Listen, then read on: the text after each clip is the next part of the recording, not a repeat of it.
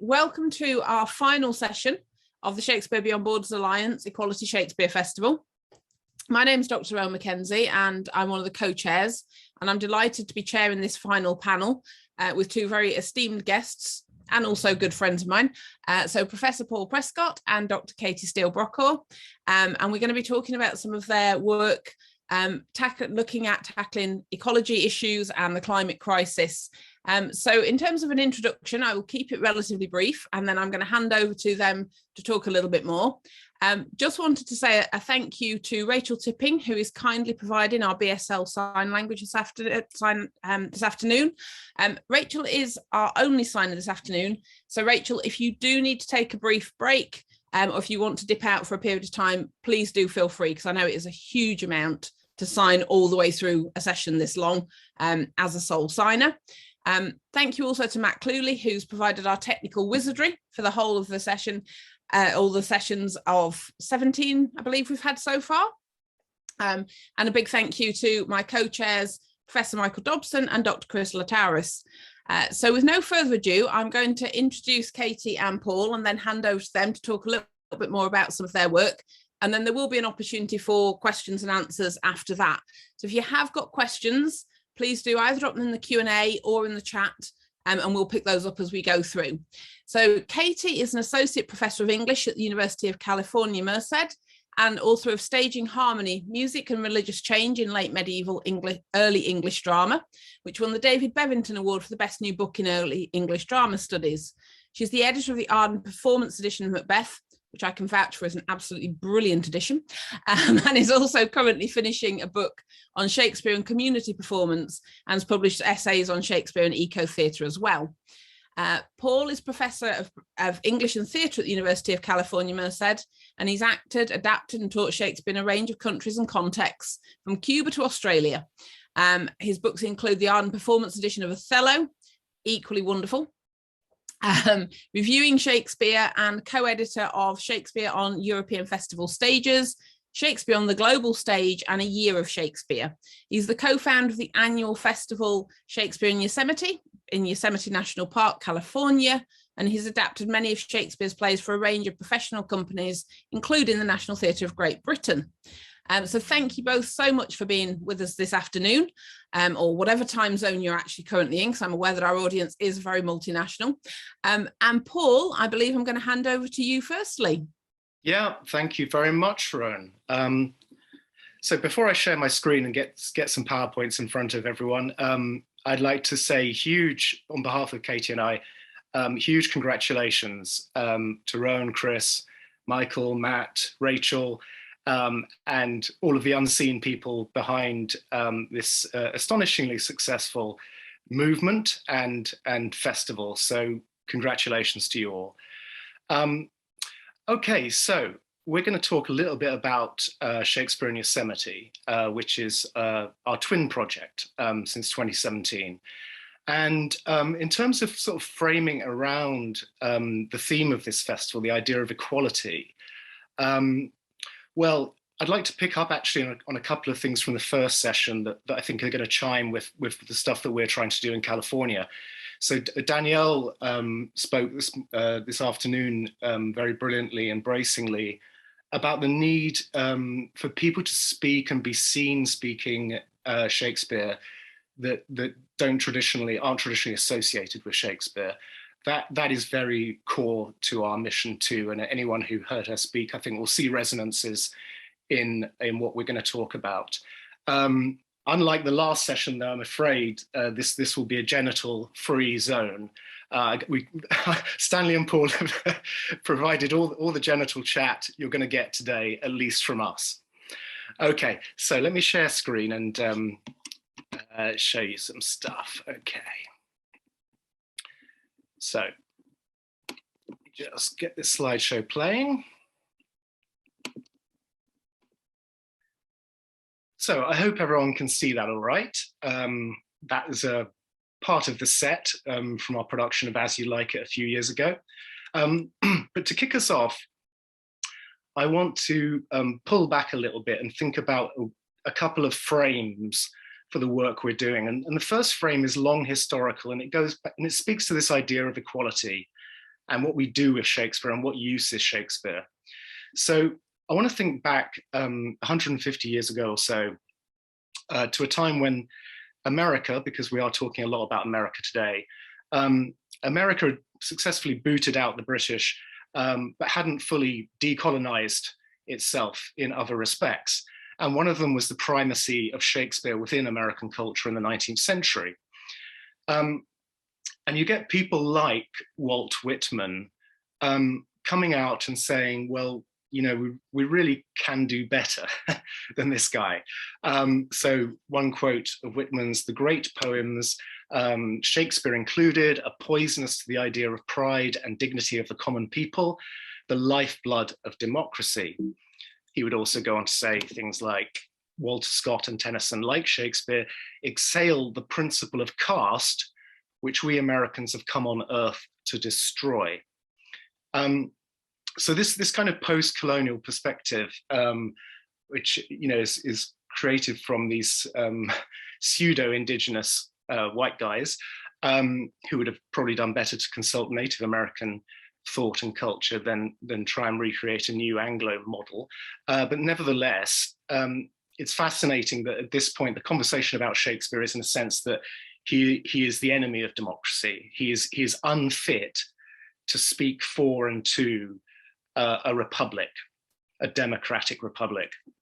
And we get more of this from Whitman himself. He talks about the comedies being altogether non-acceptable to America and democracy. But we also get this from Herman Melville as well.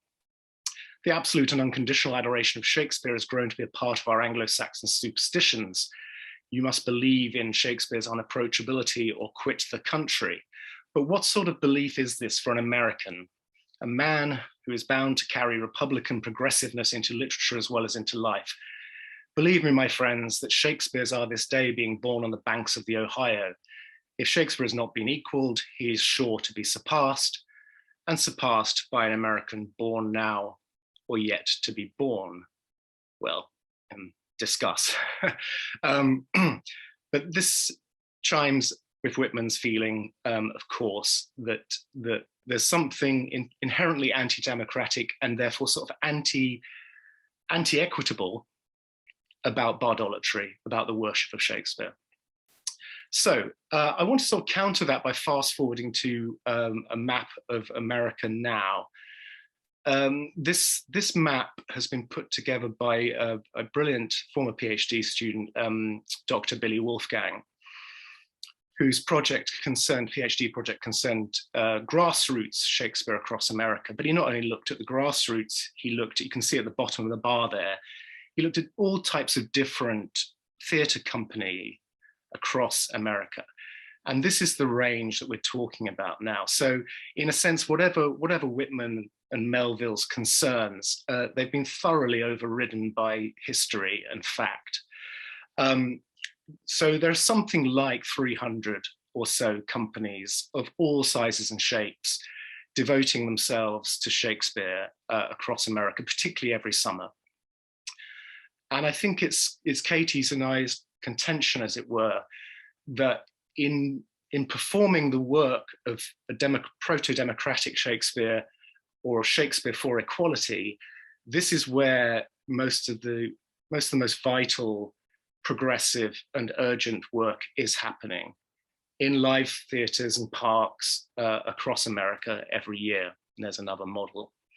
So there's a couple of frames for you, sort of long historical and short historical. And Shakespearean Yosemite is very much part of this tradition that you see before you. So let's look at another map now.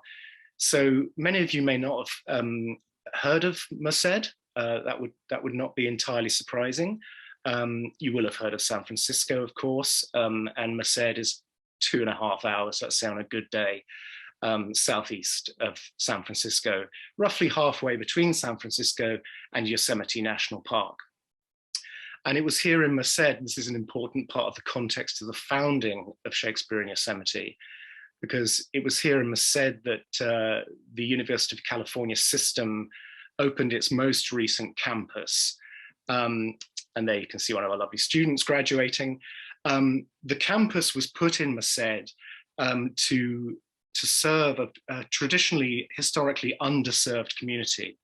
The Central Valley of California, if any of you have been there, you may know, is largely agricultural. It's highly polluted and historically underserved, both in terms of the arts and in terms of higher education. Our students at the University of Merced reflect the future of America, and particularly the future of the state of California. Our students are 90% people of color, and 75% of them are the first people in their families to go to university. So that's the context of where we are in UC Merced.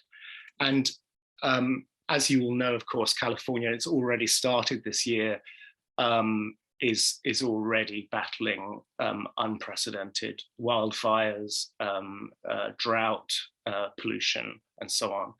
So it seems the job of responsible educators to and citizens really of the state to be asking questions about how we can use something like Shakespeare to speak to the present moment. And that's what the formation of Shakespearean Yosemite was about. So here's one of our stages in the park. I don't know how many of you listening have been to Yosemite National Park, but if you haven't, immediately put it on your bucket list. It is one of the most beautiful places on the earth, I imagine.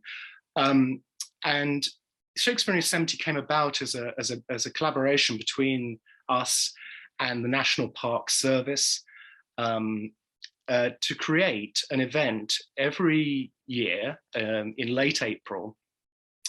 And this event basically consists of 3 performances of heavily adapted Shakespeare plays that lean into the ecological sensitivities and concerns of those plays, and often indeed exaggerate the ecological concerns of those plays. So we've done 5 productions. The first show was a kind of mashup of the writings of Shakespeare and John Muir. John Muir is a kind of founding figure in the ecological movement in America, and fought very hard for Yosemite to be taken into public ownership, as it were, and not to be privatized. In 2018 with Dream, 2019 As You Like It, obviously quite a lot to say about these things, but I'm going to try and generalize about the shows. Katie is going to talk to you in most detail about Imogen in the Wild, because that is the most accessible expression of Shakespeare in Yosemite, because it's a film. We made it during COVID. I know we're still in COVID, but we made it sort of during lockdown. And then at the end of the talk, I'll say a few words about The Love's Labour's Lost that we just presented a few weeks ago. So the performances happen over a long weekend, which felicitously contains some landmark days. Earth Day, which is very widely celebrated in America, 22nd of April. Shakespeare's birthday, roughly the 23rd. And I think Muir's, which is slightly escaping me now, maybe the 21st, but they're basically roughly the same weekend. So that was a result for us. We are in the tradition, I suppose, of the outdoors environmentalism that goes back obviously way before Thoreau and Emerson, but in terms of the ecological movement is most associated with them as kind of prophets of that movement. And then also we see ourselves very firmly in the wonderful long-standing context of the outdoor free Shakespeare movement in America, which entertains hundreds of thousands of people every summer. So principles of the show. We're responding in a sense to a special issue of Shakespeare Bulletin a few years ago, which was about eco-performance of Shakespeare. And we very much agree with our friend, Randall Martin, when he wrote, Shakespeare's greatest possibilities for becoming our eco-contemporary arguably lie not in academic discourse, but in performance. Because Shakespeare in modern performance continues to appeal to a wide range of hearts and minds. His plays wield effective and imaginative power for shifting personal convictions and behaviors in ways that pioneering ecologists such as Aldo Leopold recognized were essential for stirring up environmental complacency and motivating progressive action. that photo, you can see the demo that ended our production of As You Like It. Our productions usually end with some kind of demo. So in Shakespeare Yosemite, Rowan used the phrase earlier with Danielle about inverting cultural capital, or inverting the script of cultural capital. Well, relatedly, we want to make the case for leveraging Shakespeare's cultural currency to play a part, however small or unknowable, in encouraging environmental awareness and activism. Katie and I would further argue that Shakespeare is the most robust and renewable cultural artifact around. We can mess around, we can plunder, we can excavate his texts without ever diminishing their capacities or indeed spoiling them for future generations. This is obviously in stark contrast to what we've done with the finite resources of the planet. So if part of the failure of the modern environmental movement is narratological, how can we use Shakespeare to tell these stories and to make these stories land with live audiences in the most affective and engaging and sometimes optimistic way possible? So these shows, and again, this chimes with what a lot of what Danielle was saying, these shows represent California as it is racially. And this is something that the African-American actor Dathan Williams calls American casting. That you actually, you put a cast of Shakespeare actors on stage that actually looks like America. But these casts that we assemble also blur the lines between students, amateurs, professionals, park rangers. We always have a park ranger or two in the show. It's important to us they're free. They're always in about 90 minutes, and they are deep adaptations. I'm going to say a little bit more what I mean by that in a second. I say some words modernized, actually quite a lot of words are modernized, heavily cut, as anyone who's ever tried to turn a Shakespeare play into 90 minutes knows. And we also make music very key to every show. So there's always interpolated songs, and quite often actually we write some new scenes as well. It's site specific. It's the action of the plot is always relocated to Yosemite or some version of Yosemite, and local references and names are inserted. And another tactic and value that we have, of course, is that we create the smallest footprint possible, and the props and costumes are sustainably sourced and almost always recycled and recyclable. So we try to walk the walk on that. I use that phrase deep adaptation. I would commend to anyone watching to look up this paper by Professor Jem Bendell, in which he talks about our complete unpreparedness psychically and logistically for the collapse that is coming down the line. And I suppose what we're trying to argue is that the process of deep adaptation of Shakespeare is a necessary one if he is to be of any help in telling stories that help us navigate the tragedy we are living through. So I will stop sharing there for a second while we switch over. And Rowan, you were going to prompt me to say anything while we make Katie co-host. I'm sure there's some things to unpack there, or anyone indeed in the chat or can ask a question at this point. No, fantastic, Paul. And I think for me, there were so many things. I just wonder if you could maybe talk a little bit more about, I know you were talking about leveraging Shakespeare's cultural currency, and obviously picking up on the ideas from earlier around kind of inverting cultural capital and what the differences are, and I guess what it is that makes Shakespeare so powerful as that tool of leverage. Yeah, absolutely. Well, I mean, the brand is huge, and in our context, for example, you put two very powerful ideas together, Shakespeare and Yosemite, and it automatically kind of has a pull. It has a gravitational pull, and that is almost physically true in the case of what we do, because we set up in this wonderful theatre that you'll see a bit more of later. And we're outdoors, and we always have musical pre-shows and stuff. And when you tell people that Shakespeare is about to happen there, it has a much different pull than I would guess anything else. I mean, if you told them that we were about to do Hedda Gabler, I'm not sure the hikers are going to stay for that, right? But if you say, oh, it's 90 minutes, it's free, you can leave when you want, there's lots of music, it's a laugh, and it's Shakespeare, then yeah, we get footfall. I mean, that's just a very basic example. There are obviously kind of structural and economic reasons why people are more likely to open their checkbook to sponsor something called Shakespearean Yosemite. And if any one of you listening today is interested in opening a checkbook, you'd be more than welcome. But we actually do get by on a relatively small amount of money compared to obviously many professional theatres. But yes, there's a draw, and it's easier to get your foot in the door if you're working with Shakespeare. Fantastic, thanks, Paul. Katie, wonderful.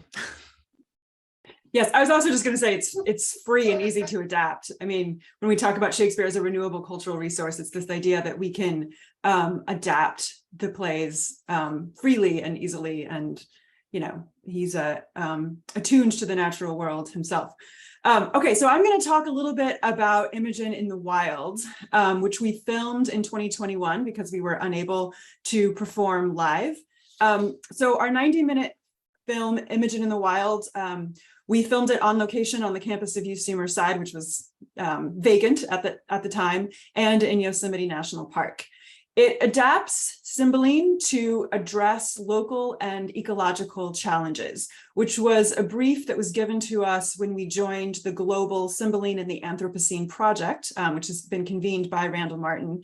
And that's a project that brings together 10 theaters from around the world, all of whom have just recently done adaptations of Cymbeline to address the particular ecological challenges and tragedies in their part of the world. So Imogen in the Wild stars a few professional actors, 6 Yosemite Park rangers, and several UC Merced students and community actors.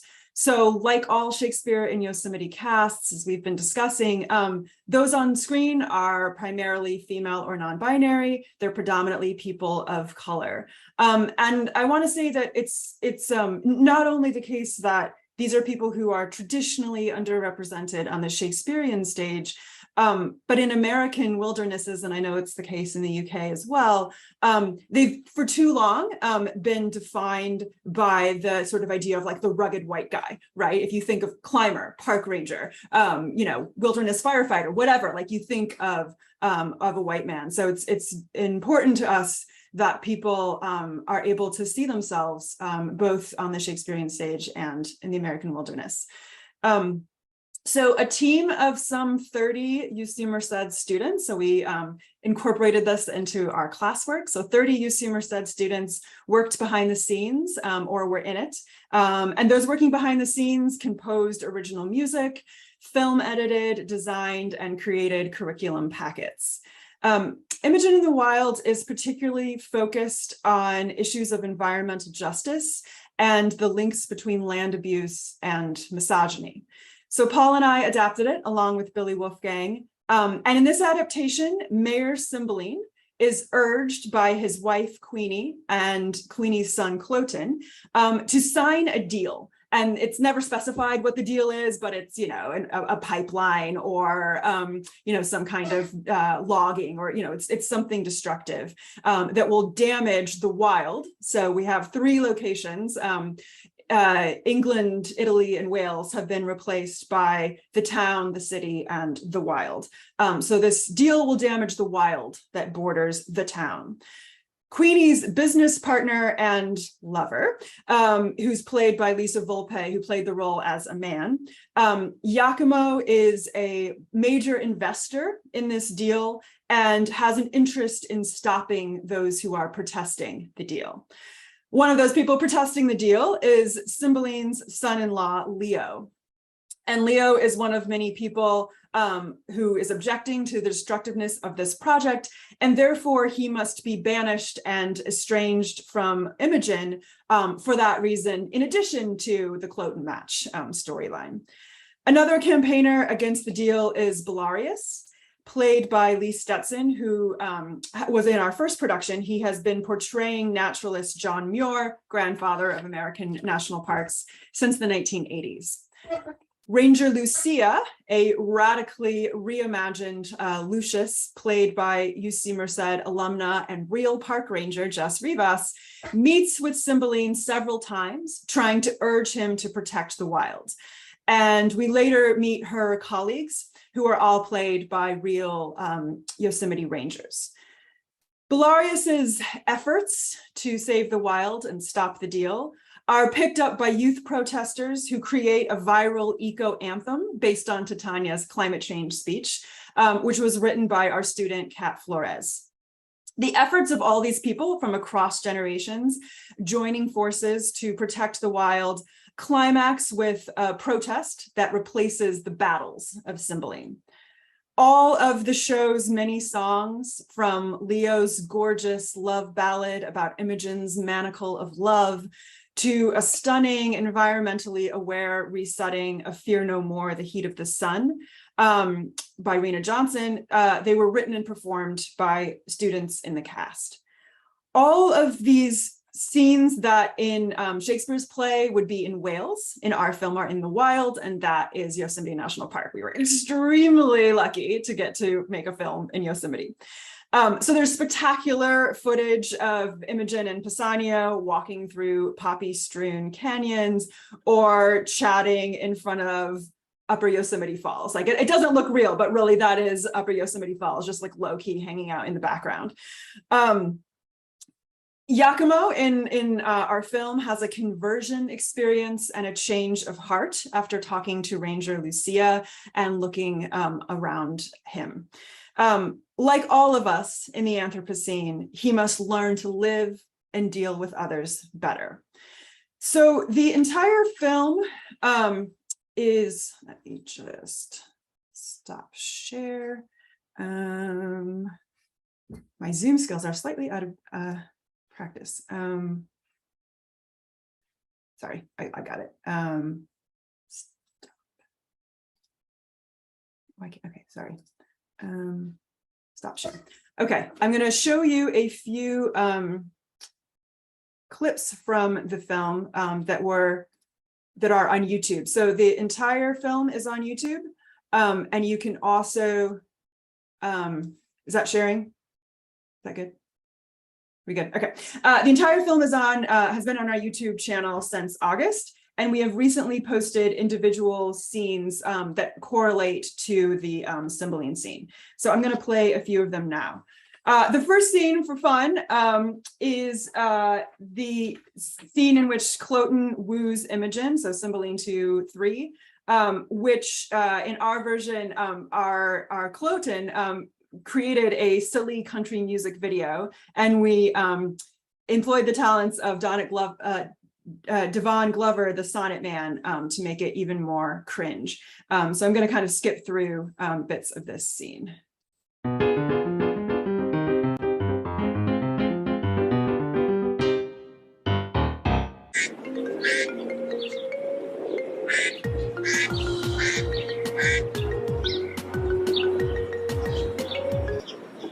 Hi, Chloe. Hey, yay. How's it going? Good. Yeah, if I can get this foolish Imogen, I should have reward enough. I'm advised to give her music. They say it'll penetrate. If you can penetrate with your fingering, we'll try tongue too. All right, let me hear it out. Okay. Let it be paying. 3, 2, 1.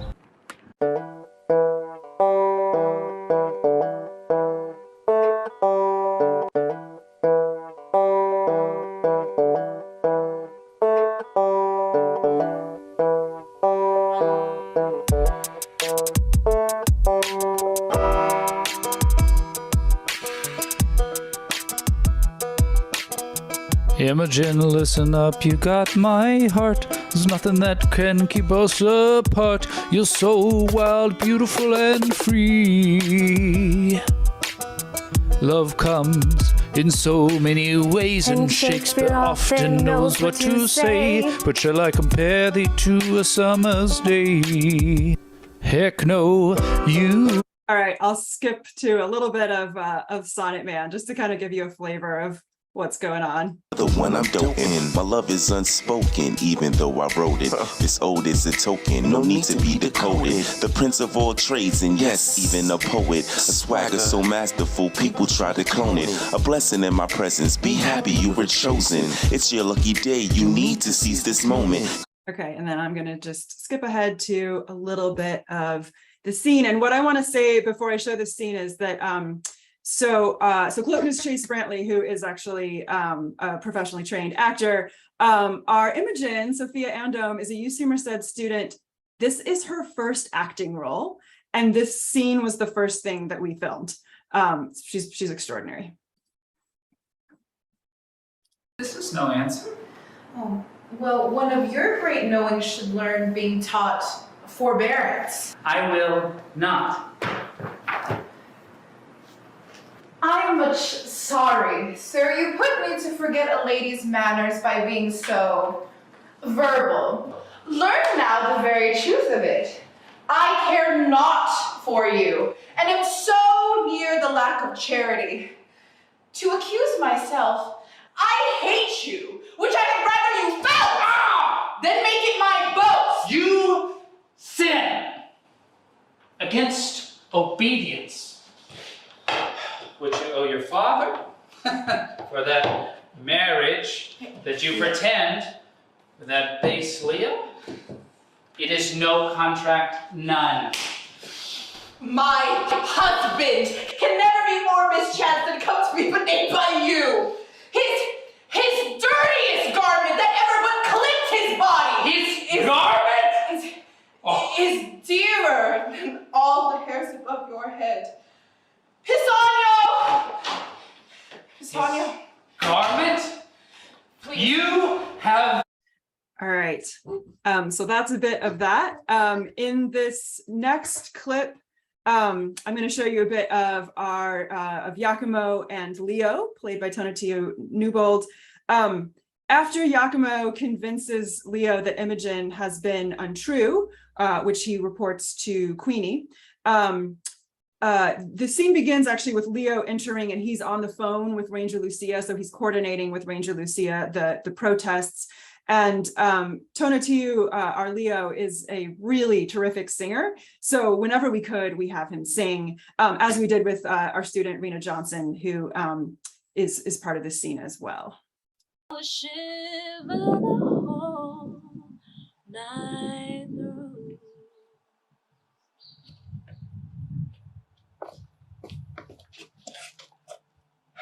I do believe that this will prove a fight. The legions will gather in protest, but some may smile at their lack of skill, but we'll find courage, Lucia. The youth will make known. We are people such that mend the world. Okay. All right. And then the scene is pretty much as written, but condensed with Iachimo, and I'm going to skip ahead to the end of it.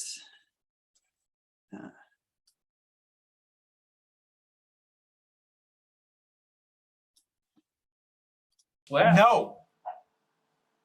No swearing. You made me a cuckold. I'll deny nothing.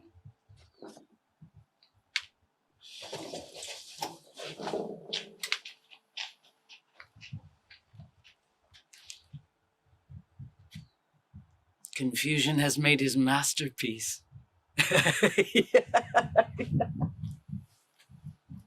My girl, don't lie to me.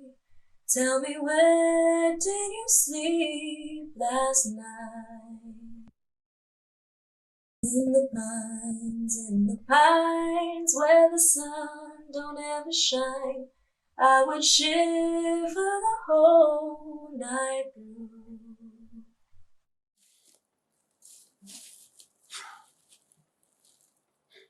Is there no way for men to be born, but women must be part of it? We're all bastards. And that most venerable man, which I did call my father, was I know not where when I was stamped. My wife, of my lawful pleasure, she restrained from me and asked me often for forbearance. I thought her as chaste as unsunned snow. And this Yakimo, in an hour, was it not?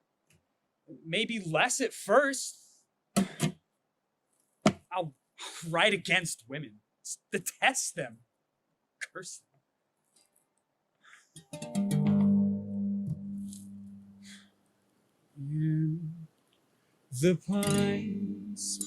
In the pines where the sun never shines, I'll shiver the whole night through. My girl, don't lie to me.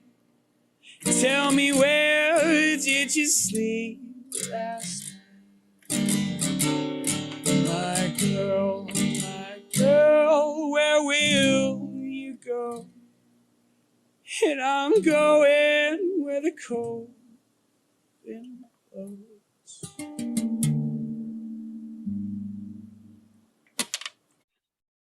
Okay, and this next scene, I'm gonna skip ahead to this correlates with Cymbeline Act 4, and you will see what we did with the death of Cloten, and then you'll see our student Rena's stunning. You'll hear her singing her stunning resetting of "Fear No More." So she reworked the lyrics and created this melody that she sings. And we have this done as Imogen runs away from what she thinks is Leo's dead body. No potions in our version. She also doesn't dress as a boy.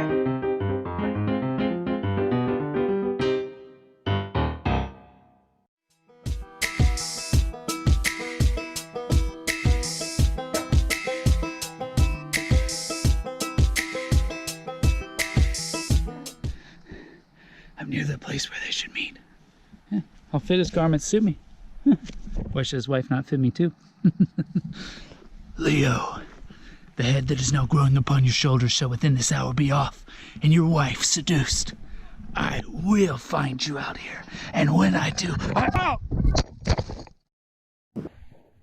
My girl, where will you go?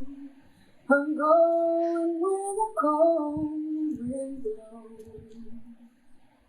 In the pines where the sun don't ever shine, I'll shiver the whole night through. Life is sweet someday.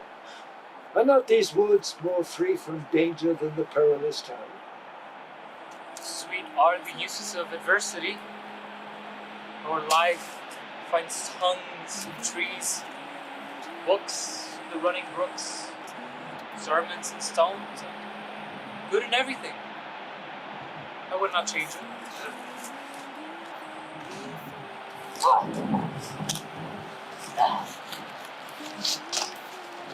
I reckon a bear got him. They're more dangerous to bears than they to us. This man died of a fall. And then this is the work of a mountain lion. That beast may prey on the dead. Where's the rest of it? Missing?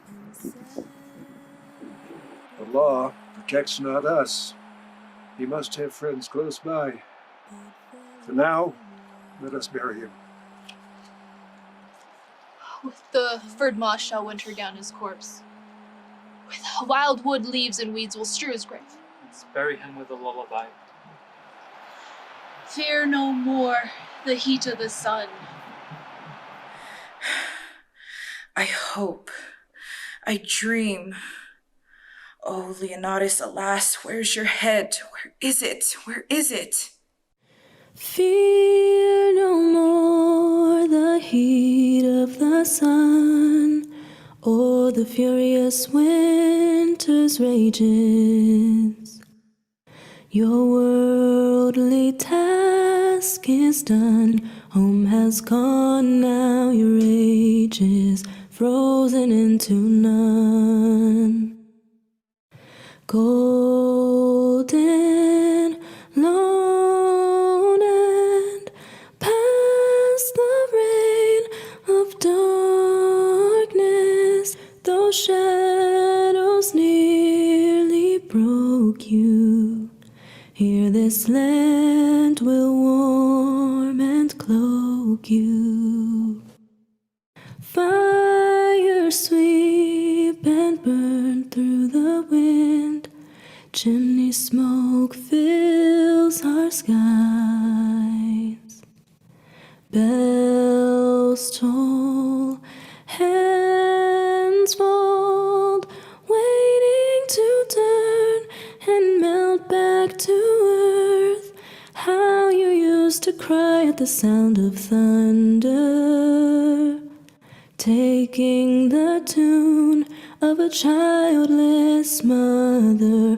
Though joy has passed, the memory will last. All lovers young, all lovers must rest your eyes and dry your tears. The sun takes its rest, as you should hear. Simply consign to my lullaby and fear no more this life. So she makes it back to the Wild Haven where Ranger Lucia is waiting for her. And then I'm finally going to show you a bit of the battle sequence, as it were, where you'll hear Cat Flores's protest song playing and see Imogen join the protests in the wild. You'll also see Ranger Lucia speaking with Iachimo, who has that conversion experience when he goes to the wild to try to stop the protests. Then we see Leo put his own body on the line, trying to stop the deal's construction. So that's his moment of heroism. And Belarius, Avaragus, and Guiderius join.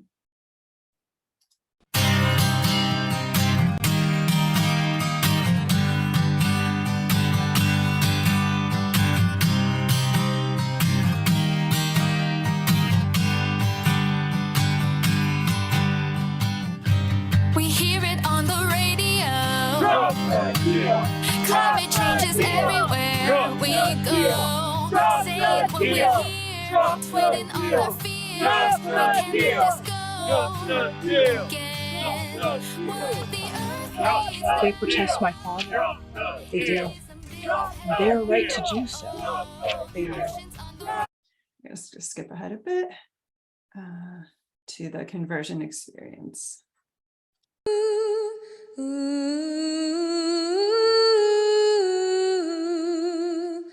For the wonder of each hour of the day and of the night, hill and vale and tree and flower, sun and moon and stars. How do you like this place in the wild, sir?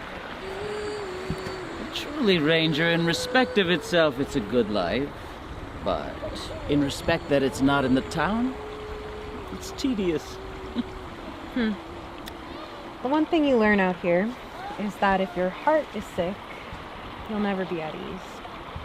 And anyone who can't relish in clear water, living creatures, and the majesty of trees is lacking 3 good friends. A natural philosopher. This lady's of exceeding honesty, and knows all qualities with a learned spirit. Oh, my offense is rank. It smells to heaven. But what apology can I make? Forgive me my foul dealings? That cannot be. For I am still possessed of those effects for which I did the deal. My money, mine own ambition, and my queenie. My queenie. She's not my queenie. What next then? turn the money, right the wrongs, save the wild.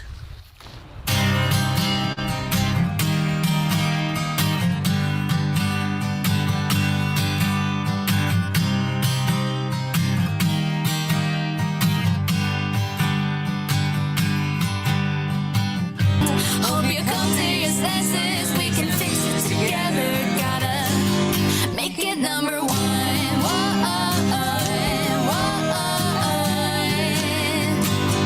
Gotta make it number one.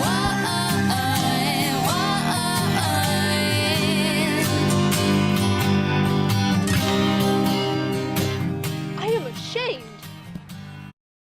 Let's skip ahead. How far that little candle shines his beams, so shines a good deed in a naughty world. Is it enough to say I'm sorry? Okay, I will hand it back to Paul to close this up. Thanks very much, Katie. Yeah, so I'm just thinking in terms of time, I was going to say, or show a few pictures of Love's Labours, the one we've just done. I can do that very quickly, but also I won't spend too long, just in case people want to chat in the audience. But let's just show you a few pics of what we've just done. So yeah, Love's Labour's Lost.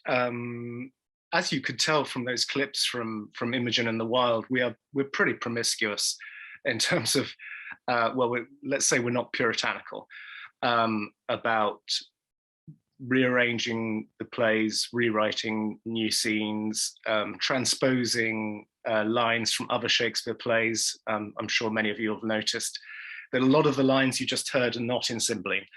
So with Love's Labours, this production was planned for 2020 and obviously was postponed, but it was planned to celebrate the 50th anniversary of Earth Day. Earth Day began in 1970. So we basically set Love's Labours Lost in the summer of '69. Reaching back to what Melville and Whitman were talking about, the idea that Shakespeare's comedies are inherently classist. Well, we democratized Love's Labours Lost. It wasn't a queen of Princess of France and a king of Navarre or whatever. I'll come back to that slide in a second. We had the boys and the girls were two rock bands from the late 60s. So these are the Kings of Navarre and these are the Sierra Girls. You'll recognize Sophia as Imogen. You know, she's now in playing Rosaline in Love's Labours Lost. So these two bands go on a writing retreat in Yosemite in the summer of '69, you know, with hilarious and predictable consequences. We cut out almost exactly, you know, half the subplot, as it were, of Love's Labours Lost. But we did have a ranger at hand, Ranger Marion, who in this scene is shown doing orientation advice. And she sort of took on a bit of Boyer's role as sort of go-between. And the woman you see to her left and our right is Custard, not Costard, but Custard, an intern, a very keen intern. And so this played out in this astonishing outdoor theatre at Curry Village in Yosemite Valley. So you can see to the top right is Half Dome, which is one of the most well-known sites in Yosemite and one of the most astonishing.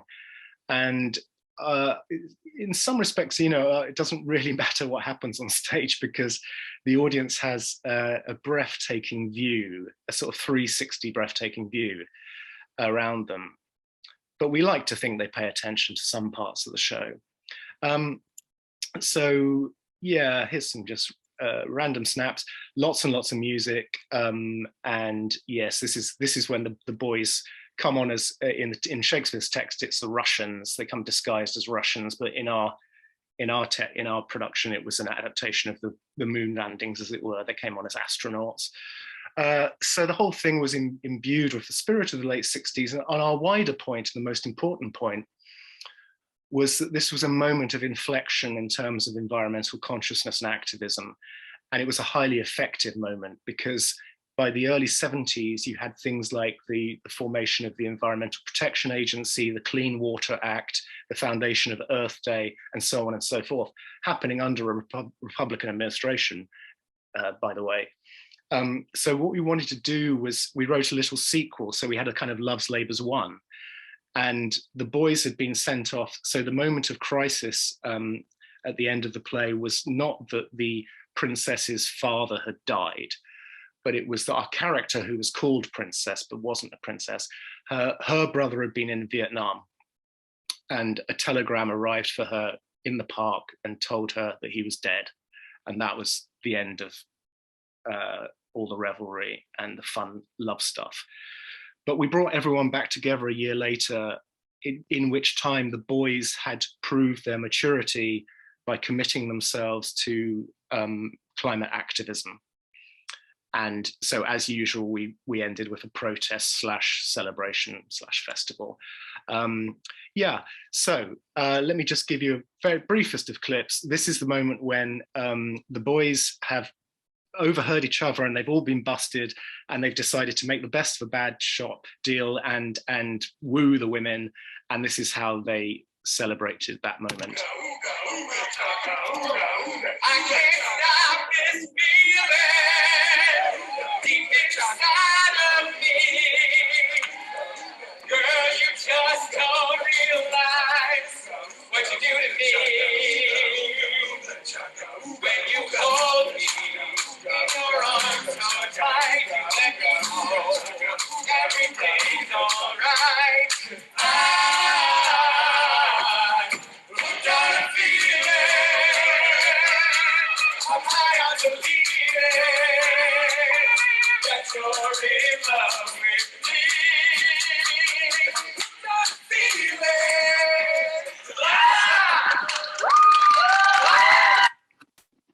Okay, so you get an idea of the kind.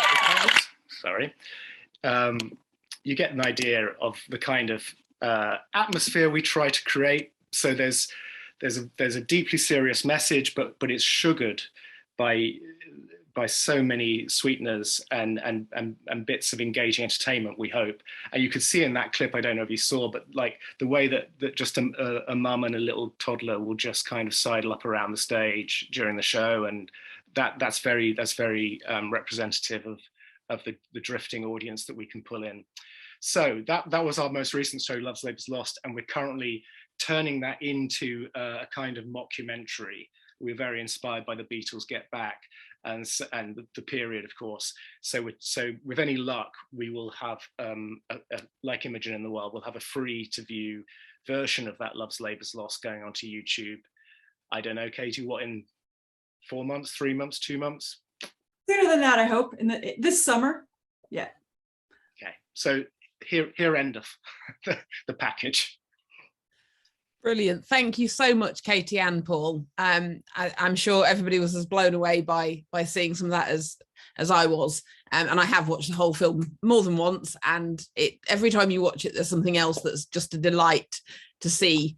It's got some real deep messages, but a real sort of, I don't know, just such an engaging way of getting the audience involved. So thank you for sharing some of the work. Just really conscious of time. Just want to ask you a brief question, if I may, in terms of the music, because the musicality seems to be such a huge feature of the work that is done in all of your productions within Shakespearean Yosemite. So, you know, how did that come about, that it became such a central tenet of it? Was it a conscious decision? Has it developed naturally? Yeah, so we did have a bit of music in our first show, and then quite a lot in our Dream that we did in 2018. And we always do get audience feedback. So we have people fill out little surveys. And when you have a really charismatic park ranger telling people to fill out surveys, you usually get pretty good response rate. And we just found that over and over, the thing that people said that they loved the most was the music. So our As You Like It, we put more and more music in. And then for Imogen, it was, I mean, In the Pines is a traditional out of copyright song, but it was all original music. And we just know that audiences really respond to that. And we also, I mean, I think hopefully, as you kind of heard, we have amazing musicians and singers. So we want to use their talents as best we can. Absolutely. I just wondered whether you sort of some of the recruitment was done because of their amazing talents in music, or whether actually that was just a wonderful byproduct of their involvement as well. Yeah, the same people who want to do Shakespeare happen to also be really musically talented. Like Tonatiuh, who plays Leo, actually after playing Lysander in our dream, he changed his life goals to being someone who he was like, all I want to do is live in Yosemite and play music. And so he moved to Yosemite and was working just a variety of jobs. And this spring he got hired as the piano player in the Ahwahnee Hotel. So he is living his dream as a musician in Yosemite. So, we've just been really lucky that those things have just always gone together for us. And, I think that so much of our message is about unifying or at least working together, that this is all, like, we're all in this. And I think that music can create those emotionally connecting moments. And we really found that in Our Love's Labor's Lost, because all the music came from 1969-70, right? Like best music in the world, I think. And you had these young kids really thinking it was great. And then you had these boomers who were like, yeah, that's who we were, right? Like I was that kid who was out there, on the first Earth Day in 1970. We had a lot of people say, I remember the first Earth Day. And we wanted to say, to make that connection, like, yeah, these kids who are protesting right now about the climate, that was you 50 years ago or 52 years ago, right? And music was a way to bring everybody together, I think, across generations and think about that. No, fantastic.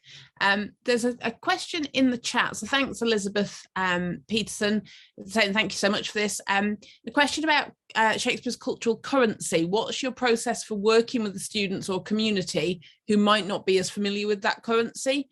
And would the work be possible without that to fall back on? I.e., would it be just as valuable to be working through Shakespeare's works to raise environmental awareness if he didn't have the same weight in modern society? I would say yes. And I think the pull for most audience members, to be honest, is like free show with a bunch of music in it. Right. That in the States, like Shakespeare's a pull for some people, but it's a bit of a, I don't know, like, so we have to say it's Shakespeare, but don't worry, it's fun. Right. And so I think that the advantage that Shakespeare gives us is these great plots, these great characters, some really great lines, some of which we adapt so that audiences can understand them on first hearing. Everybody has the right to understand Shakespeare, is one of our principles. And I think that they give us that framework, and that if Shakespeare didn't have that cultural currency, but still, if these plays were all by someone no one had heard of, I think they still would be this great gift.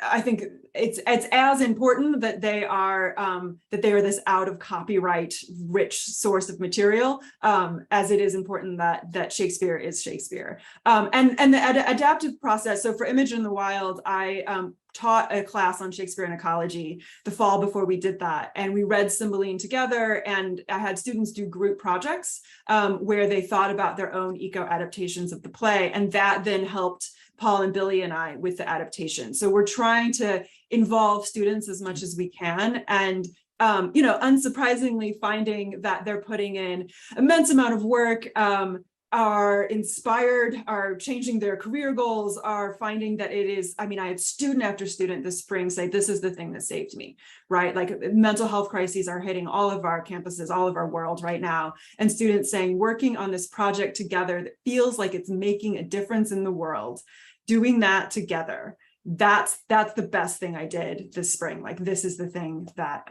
has helped me. So I think the opportunity for collaboration is, frankly, I care more about our students and more about the planet than I do about Shakespeare.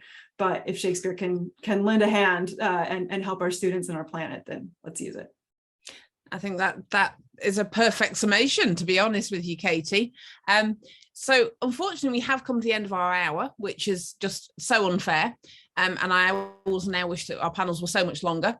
But what an amazing session. And thank you, Paul and Katie, and obviously all of the actors, professional community, students, park rangers.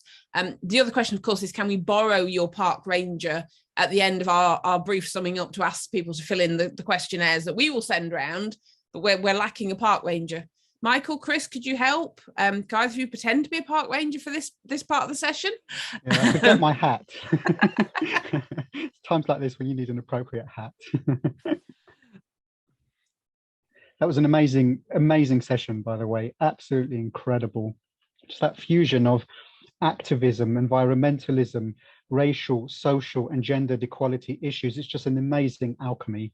Congratulations on an incredible and really, really vitally important project. And thank you for sharing it with us and for being with us today. Thank you, Chris. Thank you very much. Thank you, all of you. Thank you. Yes, thank you. Thank you. It's much appreciated. Absolutely wonderful. Thank you so much. Right, I guess it's time for closing comments. Let's just go to Michael first. Yeah, thank you so much, Michael. Thank you. Yeah, well, a terrific last session, which, as you said, brought together so many of the themes we've been talking about over the last few weeks, together with a wonderfully timely reminder that one of the more inclusive things, which is analogous to Shakespeare, particularly analogous to the comedies, is a party, a festival, the way in which equality and inclusiveness for the Yosemite Shakespeare people mean getting everybody together somewhere nice and having a good time with lots of music and an eclecticism about the kind of show that's on offer is absolutely in the spirit of Shakespearean comedy. And I hope in the spirit of what we've all been doing across the range of issues we've been talking about these last few weeks.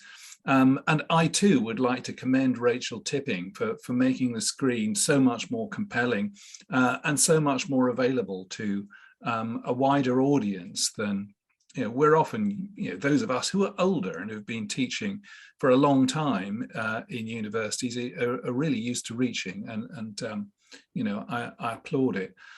So thanks to both you and Rowan for doing so much of the work, and especially thanks to all our guests who were able to come to the party, since there's no party if guests don't come. And this has been a notable one insofar as 2D can do partying very convincingly.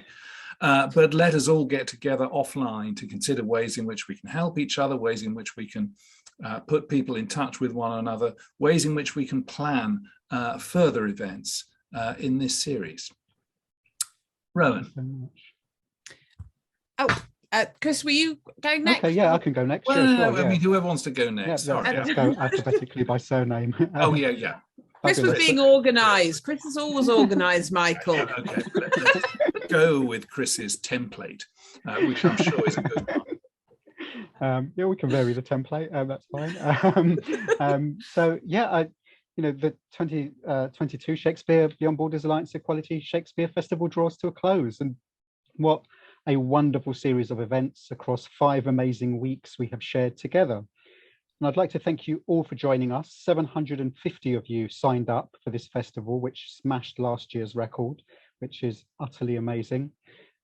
Huge thanks, of course, to my co-chairs and co-organisers, Professor Michael Dobson and Dr. Rowan Mackenzie, to our guest co-organisers, Dr. Yasmin Arshad, Dr. Jessica Chiba, and Dr. Robert Stagg, and to our guest chairs, including Professor Tiffany Stern, Dr. Abigail Rokinson-Woodall, and of course, Robert and Jessica, who also chaired additional events.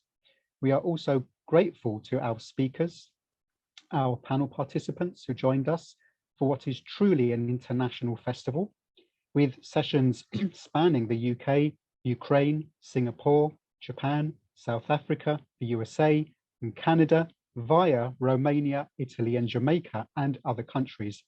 That does not include the parts of the planet from which you have all joined us to view these events. And of course, this whole festival could not have run at all without Matt Cluley, our amazing events manager. We are incredibly grateful to him for his tireless work behind the scenes, as well as to Dr. Jessica Chiba for stepping in to manage one of the festival's days of events. We're also grateful for funding from the University of Birmingham's Birmingham International Engagement Fund and the Equality, Diversity and Inclusion Fund and their respective committees for supporting this festival and helping us make it more accessible. Special shout out to our BSL interpreters, Naomi Byrne, David Wolfenden, Christopher Stone, and Rachel Tipping. Thank you all for helping us work towards greater inclusivity and accessibility. And we hope that's just going to be the beginning. In future events, we'll do even more to make these sessions more inclusive and accessible.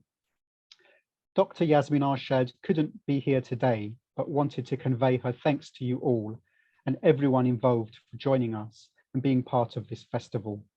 She and I are co-creating the Equality Shakespeare Initiative with the support of my fellow Shakespeare Beyond Borders Alliance co-chairs, Michael and Rowan. There's so much more to come from the Equality Shakespeare Initiative, including a published series of books and further events, and we hope to take you all on that journey with us. So do look out for further news and updates on that. Those of you registered for the festival will very soon receive a short questionnaire, which we invite you to complete so that you can share your responses to events you have seen and your thoughts about where we might go from here as we continue to shape the future of the Shakespeare Beyond Borders Alliance. This is your opportunity to have your say, to contribute to the development of the Alliance as we move forward with further events and projects. And this won't take you long to complete, and we would really appreciate it. We want you to be involved in what happens next, and we want to draw on your own comments to find ways of involving you all more in what we do. I'll be taking so many memories with me from the Equality Shakespeare Festival, both thrilling and poignant. This includes the moving tribute to the irreplaceable Sir Anthony Sher, which opened our festival, connecting with countries around the world, particularly with Ukraine at such a challenging and difficult time in its history.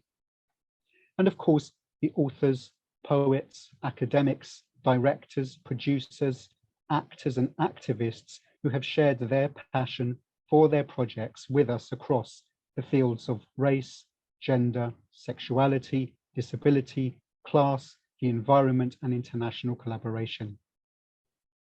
It's been a truly inspiring series of events which I believe spoke across disciplinary, generic, national, geographical and social divides, challenging demarcations, stereotypes and myths regarding the limitations which are imposed on sometimes marginalized members of society. This has shown us, I think, that no matter what our background, where we come from and our individual predicaments, we are stronger if we share our experiences, our projects, our passions, and are open to learning from and supporting each other. This is only the start of our engagements with these vital issues, and we are looking forward to welcoming you all to more events, initiatives, and projects in the future. Thank you all so much and see you soon. Now I'll pass back to Rowan for her concluding thoughts. Thank you, everyone. Wonderful. Thanks, Chris. I think you've possibly summed up most thoughts that I could possibly have shared, other than a plea that, yes, you do complete the questionnaire. And whilst we are sadly lacking in any Yosemite Park rangers, I've had a look down the back of the sofa and I don't have one, but we do, however, have Michael Dobson's cat. I don't know what the cat is called, so I'm now feeling slightly at a loss. But on the basis of it will keep the cat happy, please do complete the questionnaire. But no, seriously, a huge thank you to everyone that's been involved, to have so many events over such a period of time and to have so many people joining us, and from so many different walks of life and with so many different experiences of Shakespeare has been a true pleasure. I don't think there's ever been a time when the need for equality has been more urgent, more pressing and more evident. We've seen that, from some of the issues that we've talked about over the last 5 weeks. And I think the only way that anything will change is by people coming together, looking at our shared humanity and looking beyond those differences that do exist, because that is fundamentally what makes things change. And, to pick up on Katie's point, our passion for bringing people together and affecting social change and tackling social injustice, if we can help that with the addition of some very well-timed Shakespeare, then that is, an amazing place to be. But really just a huge thank you from me personally and on behalf of everyone. I'm not going to repeat all the thanks that Chris kindly did, As you can tell, he is clearly the very organised one out of the three co-chairs, for which Michael and I are very grateful, actually. But no, thank you for joining us. And hopefully, if you weren't able to see some of the sessions, you will have access to all of the recordings for every single session. So you will be able to go back over those, access them. They won't take too long. We're just getting all of the transcription double checked and so on, so that actually the accessibility is there once they are put up on our University of Birmingham YouTube channel. But they will be preserved for posterity. And hopefully for future events, we can have some of them in an actual in-person event as well, or at least a hybrid event going forward, so that actually the party element could be a little bit more three-dimensional, because it feels a bit more convivial to raise a glass to each other and have a chat at the end when you can do so in person than through small boxes. But thank you very much. And I guess the good thing about the online version is the accessibility for people around the world and for people who we know are busy trying to change that world, and wouldn't necessarily have the time to be able to come to the Shakespeare Institute or to Stratford or to Birmingham or anywhere else to actually meet in person. But genuinely, thank you so much. And we will be in contact very soon. We want to hear your thoughts, because this isn't our Shakespeare Beyond Borders Alliance, as in myself, Michael and Chris. This is ours as in the collective. Fabulous. Yeah, thank you so much. Yeah, that sums everything up beautifully. Absolutely. Yeah, thank you so much, everyone, for joining us, and we look forward to more. Keep a lookout for further news and emails from us about our future events. There's more to come. Thank you very much, everyone. Cheers. Thank you. Bye-bye. Bye.